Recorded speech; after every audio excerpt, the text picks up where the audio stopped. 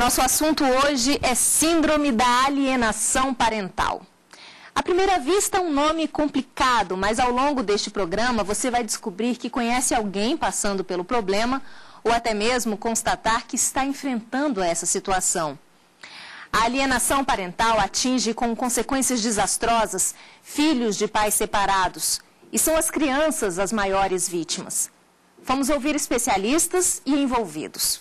O que é, então, síndrome da alienação parental? Alienação parental significa que um dos pais, em geral aquele que detém a guarda da criança, age de forma a denegrir a imagem do outro, daquele que não tem a guarda, a impedir as visitas, a criar nos filhos uma ojeriza, um repúdio àquele pai com quem elas não vivem, né? Como uma forma de ter os filhos só para si. A intenção é matar no interior da criança a figura e a imagem do outro pai. Ou seja, você destrói aquela figura dentro da criança, para que a criança passe a acreditar e a gostar somente de um ente parental e não do outro. Normalmente é o guardião, aquele que fica com a criança, que tenta afastar a outra parte. Como é mais comum a mãe ter a guarda, os casos da síndrome são mais evidenciados em mulheres. A situação não é nova. O que existe há algumas décadas é a identificação de forma mais contundente.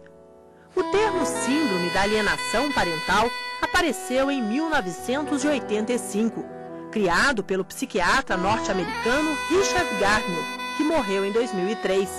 Ele se esforçou para que as cortes judiciais entendessem o assunto e para que ele fosse aceito pela comunidade científica. De acordo com os especialistas, 16% dos filhos de pais separados sofrem com alienação parental. E de 40% a 56% dos filhos de casais separados tomam o partido de quem detém a guarda. A alienação pode começar de maneira sutil, até atingir o objetivo do alienador, que é matar na memória da criança o outro genitor. Mas os casos não envolvem só pai e mãe. Esses avós praticam a síndrome de alienação parental. E eu tenho visto esses casos também surgindo atualmente na nossa cultura. Os adolescentes, hoje em dia, têm filho muito cedo.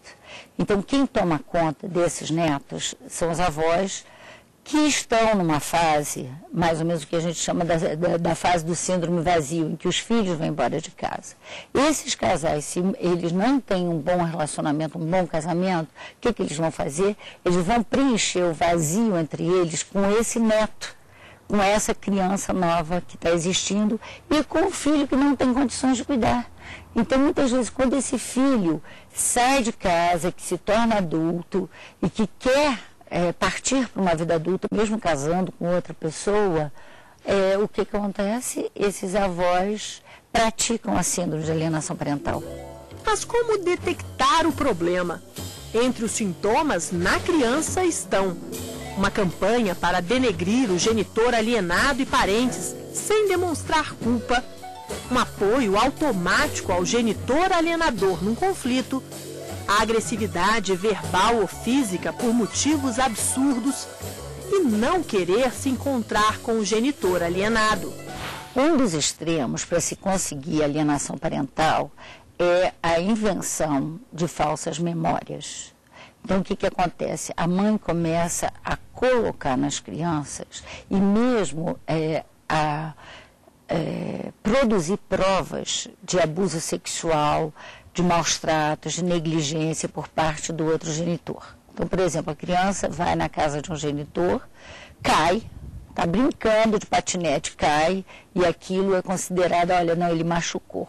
Não foi uma coisa involuntária, entende? Então, a mãe começa a formar falsas memórias para a criança e denuncia falsamente que houve um abuso. O que acontece? Quando existe uma denúncia de abuso, seja ele falso ou não, imediatamente o juiz, por uma medida de precaução, etc., de proteção à criança, ele afasta a criança do pai.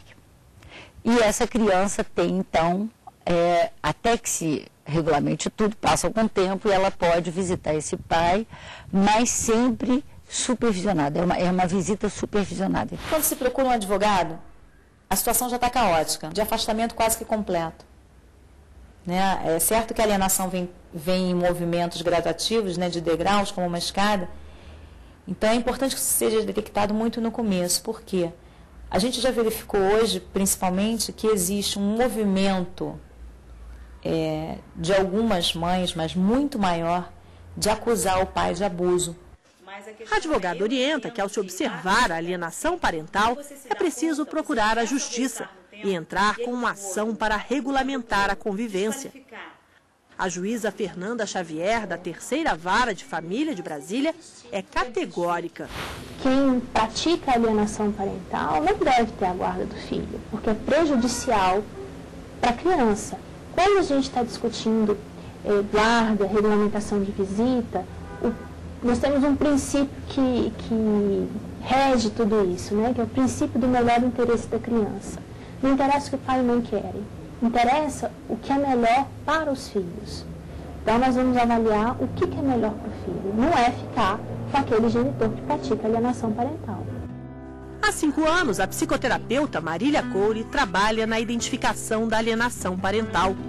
Ela defende a necessidade da avaliação psicológica dos envolvidos para o diagnóstico ser preciso.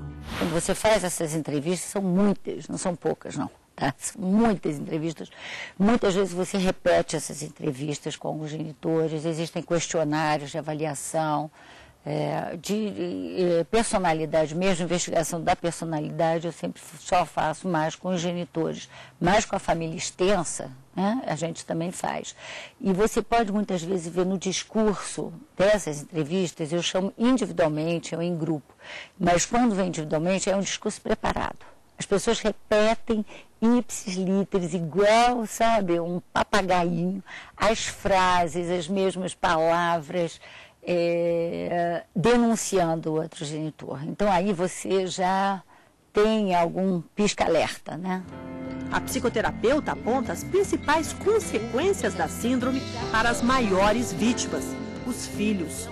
Muitas vezes essa figura paterna, porque normalmente são as mulheres que fazem essa figura paterna, ela é completamente destruída e se forma uma imagem de que os homens não prestam, de modo geral. Outra consequência são problemas escolares, problemas de escolaridade, de atenção. Outra pode ser a delinquência, com o uso de drogas, com o uso, digamos, até de comportamentos transgressivos. Outra consequência é a depressão e, por último, o suicídio. Daqui a pouco você vai conhecer a história de quem passou a infância acreditando na morte do pai. E ainda, de quem transformou em filme a própria dor. Eu volto já.